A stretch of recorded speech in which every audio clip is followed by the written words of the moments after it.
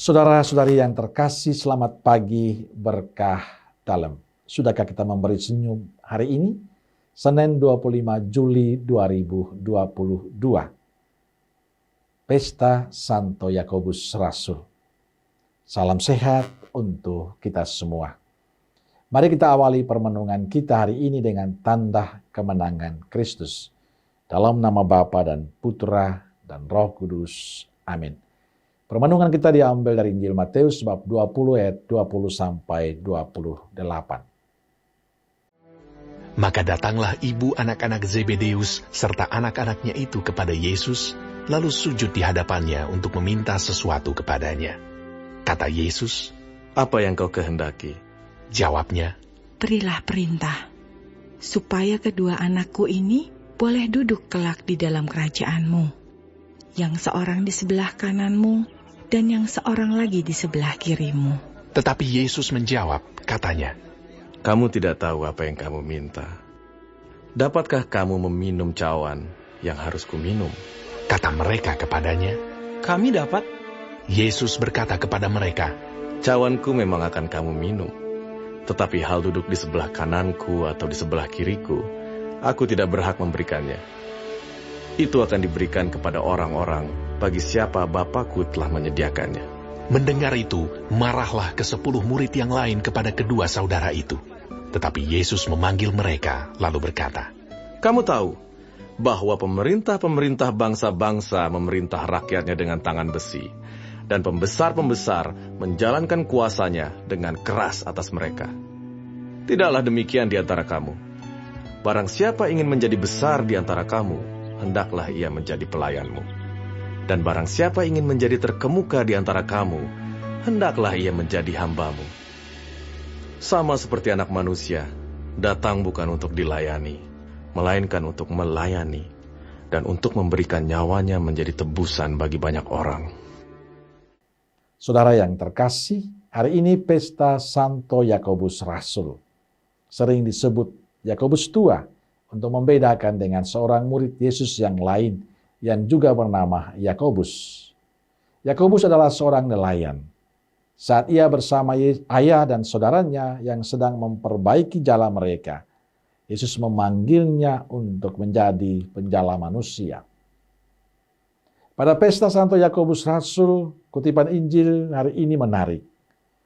"Barang siapa ingin menjadi besar di antara kamu, hendaklah ia menjadi pelayanmu. Dan barang siapa ingin menjadi yang terkemuka di antara kamu, hendaklah ia menjadi hambamu." Sama seperti Anak Manusia. Kutipan Injil ini adalah jawaban Yesus atas permintaan ibu Zebedeus. Ia meminta agar kedua anaknya boleh duduk di sebelah kanan dan kiri Yesus.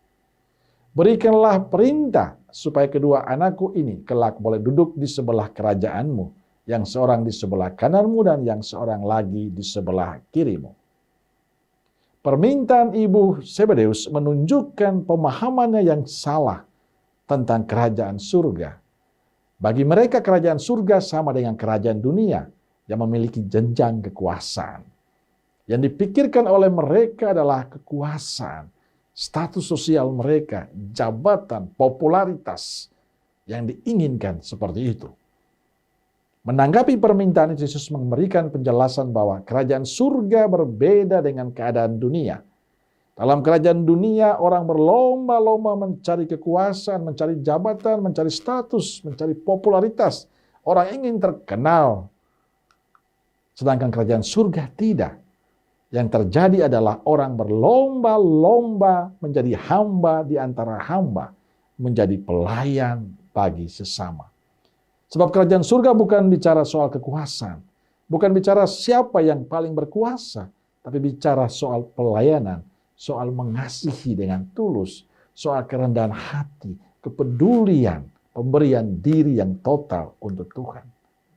Saudaraku terkasih, setiap orang yang mau melayani Tuhan, baik sebagai imam, biarawan, biarawati, para katekis, prodiakon, ketua lingkungan, wilayah, atau siapa saja yang terlibat dalam pelayanan Tuhan, dengan profesi apapun, yang perlu disadari adalah bahwa saya mau menjadi hamba untuk semua. Saya mau menjadi pelayan untuk yang lain.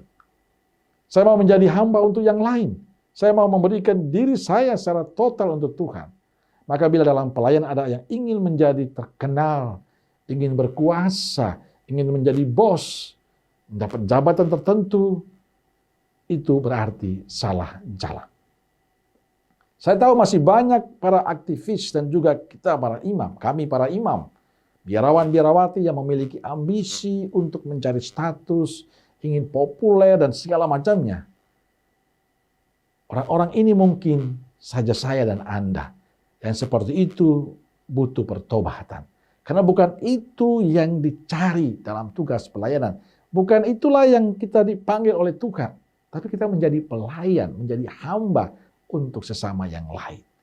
Saudaraku terkasih, pesan ini juga tidak hanya dalam kehidupan menggereja, tapi juga kepada saudara-saudaraku yang menjalani perutusan di tengah-tengah masyarakat. Entah menjadi RT, menjadi anggota dewan, RW, ataupun siapa saja yang mau melayani. Tetaplah berpegang teguh pada prinsip Yesus. Kita dipanggil untuk menjadi pelayan.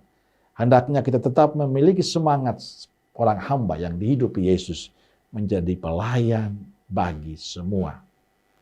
Tetaplah menjadi pelayan yang baik. Amin. Semoga Allah yang Maha Kasih memberkati saudaraku sekalian, Bapa, Putra, dan Roh Kudus. Amin. Keluarga Kudus Nazaret, doakanlah kami. Amin. Berkah dalam.